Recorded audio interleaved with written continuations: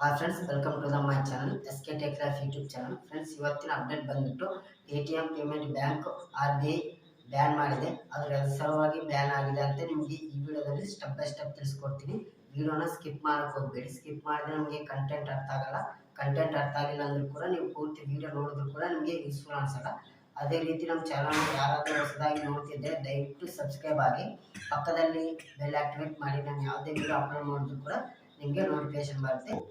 ಇದೇ ರೀತಿ ನಮ್ಮ ಚಾನಲ್ನ ಟಿಪ್ಸ್ ಆ್ಯಂಡ್ ಟ್ರಿಕ್ಸ್ ಇರುತ್ತೆ, ಸಬ್ಸ್ಕ್ರೈಬ್ ಮಾಡಿ. ಪೇಟಿಎಂ ಆ್ಯಪ್ ಯಾಕೆ ಬ್ಯಾನ್ ಆಗಿದೆ, RBI ಎದ್ರ ಸಲುವಾಗಿ ಬ್ಯಾನ್ ಆಗಿದೆ ಅಂತ ನಿಮಗೆ ಡೌಟ್ ಇರುತ್ತೆ. ಇದರಲ್ಲಿ 3 ಟೈಪ್ಸ್ ನಿಮಗೆ ಡೌಟ್ ಇರುತ್ತೆ. 3 type of doubt. First doubt ಬಂದ್ಬಿಟ್ಟು ಆ್ಯಪ್ ಎದ್ರ ಸಲುವಾಗಿ ಬ್ಯಾನ್ ಆಗಿದೆ. ಸೆಕೆಂಡ್, ಅದರಲ್ಲಿದ್ದ ದುಡ್ಡು ನಮ್ದು ಸೇಫಾ ಅನ್ಸೇಫಾ.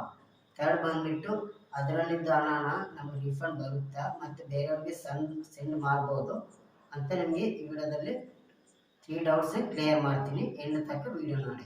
ಫಸ್ಟ್ ಡೌಟ್ ಅಪ್ಪ, ಎದ್ರ ಸಲುವಾಗಿ ಬ್ಯಾನ್ ಆಗಿದೆ ಅಂದರೆ RBI ನ್ಯೂ ಗೈಡ್ಲೈನ್ಸ್ 29 ಫೆಬ್ರವರಿ 2024 ಅಂದು ಈ ಆ್ಯಪ್ ಬ್ಯಾನ್ ಆಗಲ್ಲ.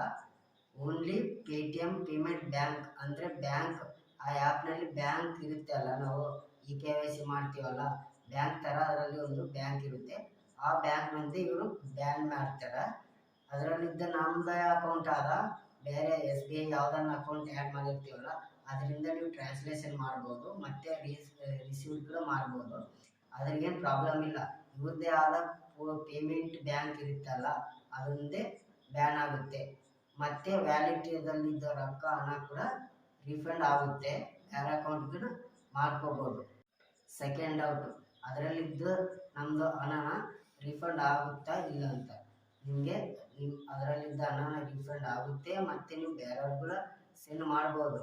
ಓನ್ಲಿ ಇದು ನ್ಯೂ ಯೂಸರ್ಗೆ ಒಂದೇ ವರ್ಕ್ ಆಗಲ್ಲ. ಅಂದರೆ ಇವಾಗ ಸದ್ಯಕ್ಕೆ ನಾವು ಆ್ಯಡ್ ಮಾಡ್ಕೊಂಡಿವಿ ಪೇಮೆಂಟ್ ಬ್ಯಾಂಕ್.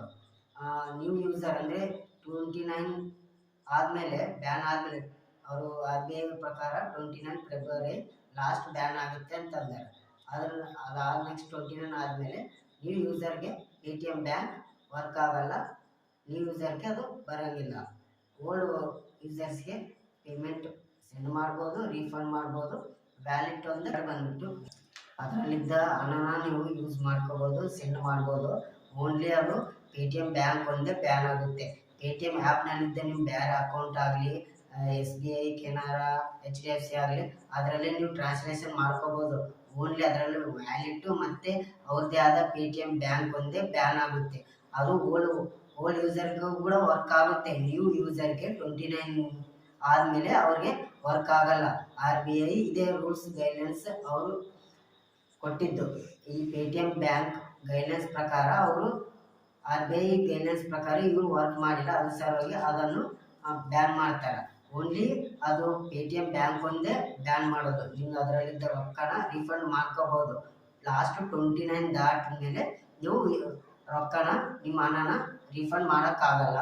ಇವಾಗ ಸದ್ಯ ನೀವು ನಿಮ್ಮ ಹಣನ ಟ್ರಾನ್ಸ್ಲೇಷನ್ ಮಾಡ್ಕೋಬೋದು, ನಿಮ್ಮ ಅಕೌಂಟ್ಗೆ ರಿಫಂಡ್ ಮಾಡ್ಕೋಬೋದು. Thank you for watching. ಇದೇ ಥರ ನಮ್ಮ ವಿಡಿಯೋ ಬರ್ತಿರ್ತೇವೆ, ಸಬ್ಸ್ಕ್ರೈಬ್ ಮಾಡಿ.